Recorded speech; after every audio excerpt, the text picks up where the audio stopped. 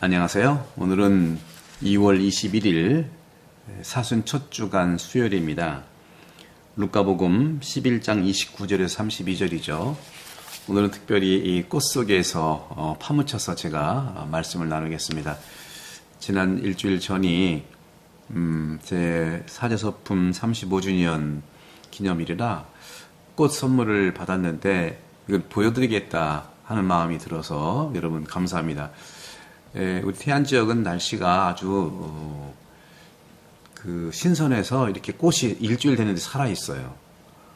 우리 본당 교우분들이 튤립을 주셨고 이곳은 감사하게 호주 시드니에서 특별히 은빛대학 모든 우리 처장님을 비롯해서 모든 선생님들이 기념을 해주셔서 감사드려서 이렇게 보여드리고 싶어서 이렇게 함께 꽃 속에 파묻혀서 말씀을 전합니다. 감사드리고 여러분들을 위해서 기도하고 또 늘 말씀을 전하는 사제로 노력하겠습니다. 오늘 복음은 요나의 표징입니다. 군중이 모여들자 이 세대는 악하다 하고 주님이 말씀하세요. 표징을 요구하기 때문이지만 요나 예언자의 표징밖에 어떤 표징도 받지 못할 거라고 말씀하세요. 요나가 니네베 사람들에게 표징이 된 것처럼 사람의 아들도 이 세대 사람들에게 걸어갈 것이다.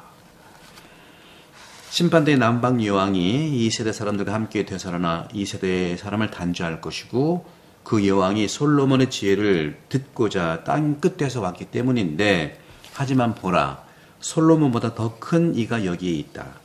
심판대 니네베 사람들이 이 세대와 함께 다시 살아나 세대를 단죄할 것이다 하고 말해요.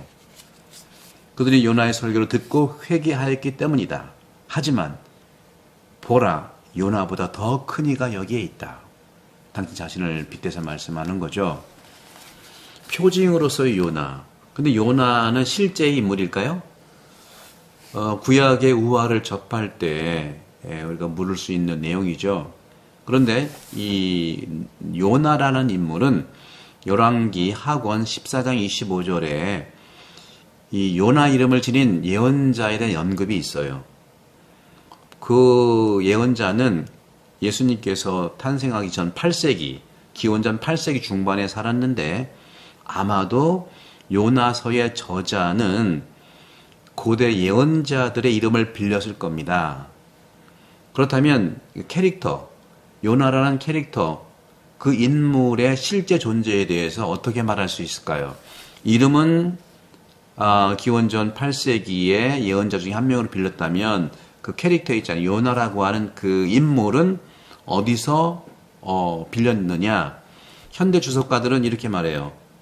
요나는 마태복음 21장 33절에서 34절에 41절에 나오는 주인의 아들을 죽인 나쁜 소작인처럼 그리고 루카복음 16장 19절에서 31절이죠.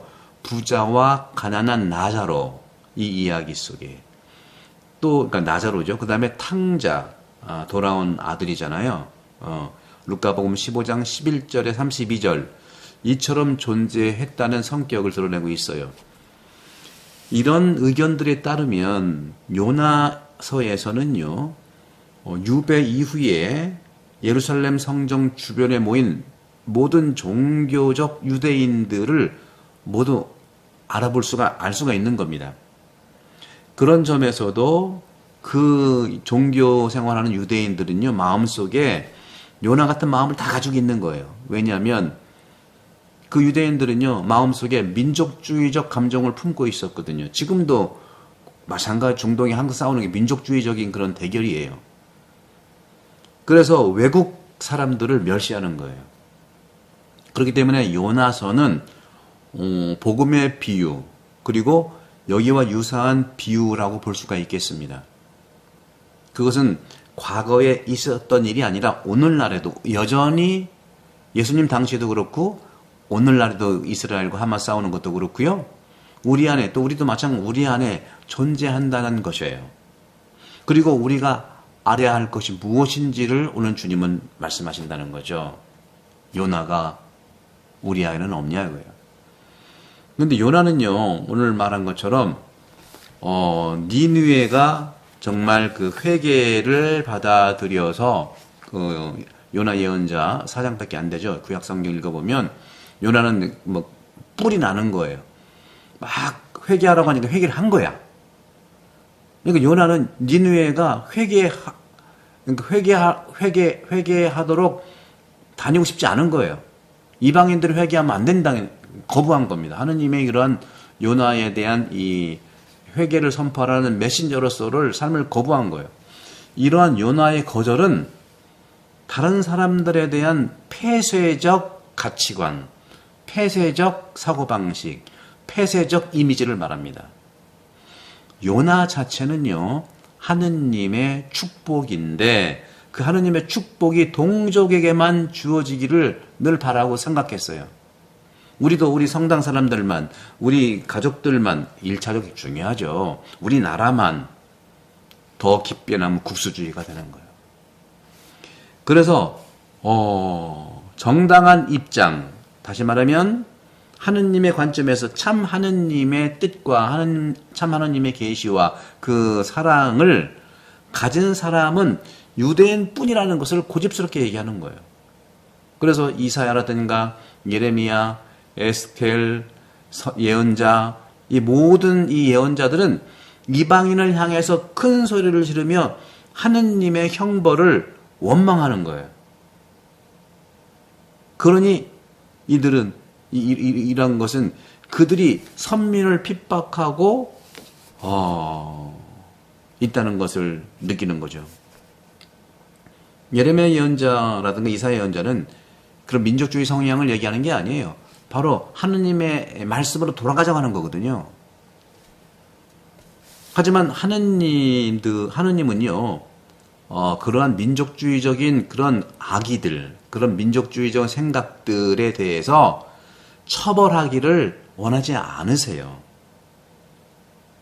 그리고 멸망할 생각도 없어요. 물론 계약을 어겼기 때문에 계약을 어기면은 그 처벌을 받아야 되거든요. 카인도 동생 죽였기 때문에 내쫓김 당하고 죽여야 되는 거예요. 아담도 마찬가지예요. 그러나 하느님께서는 살려주시잖아요. 벌은 받되 그 벌이라고 하는 것이 바로 살린다는 거예요. 살리기 때문에. 이것이 바로 요나가 회개를 설교하도록 보냄받은 이유입니다. 우리는 그런 하느님의 뜻을 바라보야지 우리 안에서만 그런 이기심으로 바라보는 것은 하느님의 뜻도 아니고 예수님은 더욱더 지향을 하지 않습니까? 교회 역사에서도요, 이런 비슷한 상황들이 항상 있었어요. 특히 5세기 초에 북쪽의 바르바리인들, 게르만 민족들이 로마를 공격했어요. 그들의 군대는요, 로마를 침공했고 황폐하고 다 싹쓸이했어요. 그런 상황에서 그리스도인들은 더 이상 무기를 가지고 그 바르바리 게르만족들을 대항할 수가 없었어요. 그걸 깨달은 거예요. 오직 구원의 길은 그들을 복음화하는 것, 그리스도를 만나게 하는 것이 그들의 믿음이었죠. 그래서 그리스도교 유럽이 탄생한 거. 그래서 신성 로마 제국이 생기고 그랬잖아요. 그리스도교의 차원에서 유럽의 그리스도교는요, 이렇게 해서 탄생한 겁니다. 로마 제국에는 더 이상 게르만에 대항할 군사적 전략이 없었지만 그들에게 복음을 전한 선교사들이 있었다는 거예요. 교회 역사에서 종종 비슷한 상황이 반복됩니다. 저도 마찬가지입니다. 제가 사제로서 가장 기쁨을 찾는 것은 많은 분들이 주님을 만나는 거예요. 세례를 시키려고 하는 목적도 있지만 그것이 목적이 아니라 주님을 만나게 하고자 하는 겁니다. 그래서 세상에 지금 얼마나 많은 게르만족과 같은 그런 무기와 경제적 무기, 정치적 무기, 또 시기적인 무기, 또 물질적 무기, 욕망의 무기, 얼마나 많이 우리를 침공하고 있어요.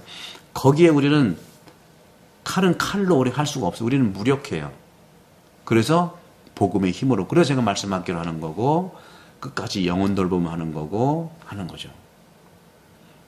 요나는요, 바닷속에서 구원받은 거예요. 고래 뱃속에서 살아난 거죠. 표정이 그렇잖아요. 요나는 하느님으로부터 도망쳤고 하느님은 어디에나 특히 심지어는 바다 깊은 곳 그의 고뇌 속에도 계시다는 것을 발견한 겁니다.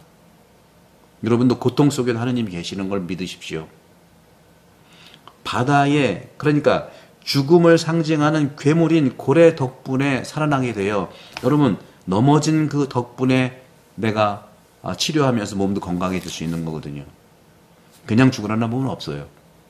바다에 쉬면은 그리스도께서 지옥으로 그리고 죽음의 나라로 내려가시는 것을 예표합니다. 우리 사도신경에 하잖아요. 저승에 가시어 사흘날에 부활하신다는 것. 그렇기 때문에 부활하신 그리스도의 승리는 죄와 죽음, 탐욕으로부터의 압박으로부터의 승리고 그것이 바로 요나의 표징이라는 겁니다. 요나는요 또한 우리가 하느님으로부터 벗어남에도 불구하고 계속되는 우리의 삶 자체의 표상이에요. 그럼에도 불구하고 그렇기 때문에 우리도 요나와 함께 요나의 찬송을 부르도록 권고하는 것이고 그런 점에서 우리는 깊은 지옥에 던져졌을 때 깊은 그 죽음 속에 우리가 거닐고 있을 때 주님께서는 우리의 음성을 들으셨나이다 기도하실 수 있어요.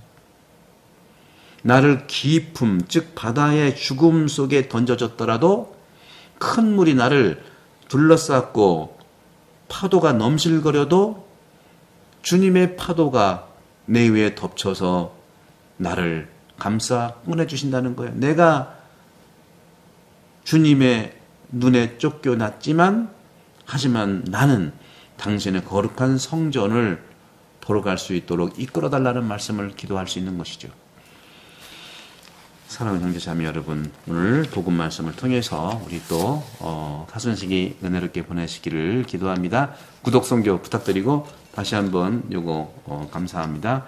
며칠 제가 한번 같이 나눠드리도록 할게요. 며칠 동안 꽃과 함께 녹화해볼까 합니다. 감사합니다. 성부와 성자와 성령께서는 여러분 모두를 강복합니다. 감사합니다.